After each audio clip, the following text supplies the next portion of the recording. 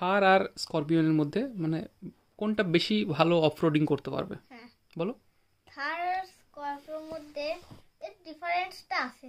হ্যাঁ, সেটা কিন্তু থারই জিতবে, কারণ থারে 4x4 আছে। সেটা তো ভাবছো তোমরা যে স্করপিওতেও তো আছে, সেইটা না কোনো ব্যাপার না।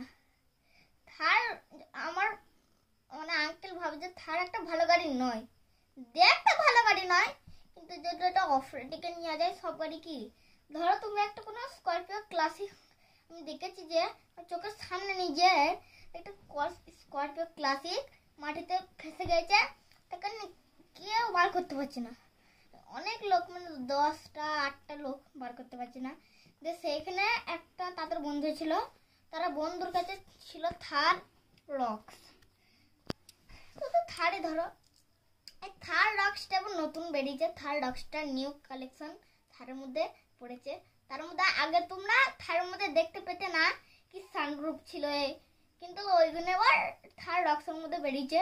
এবার অনেক ফিচার আছে, যেমন তুমি একটা বাটন টিপে দিলে থারটা অটোমেটিকলি রোটেট হয়ে যাবে, পিছনের চাকাটা লক হয়ে যাবে অটোমেটিকলি।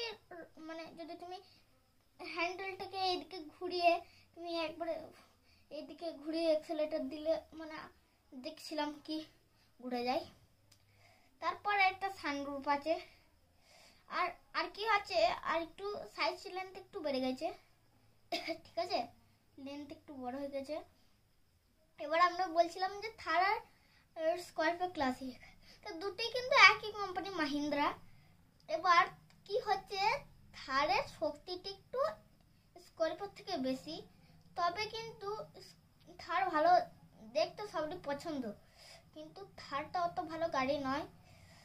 ভালো গাড়ি অফরোডিং এর জন্য ভালো ভাই, কিন্তু যে স্করপিও ওইটা ভালো, মানে রোডের জন্য ভালো, রোডে যে গাড়িগুলো চলে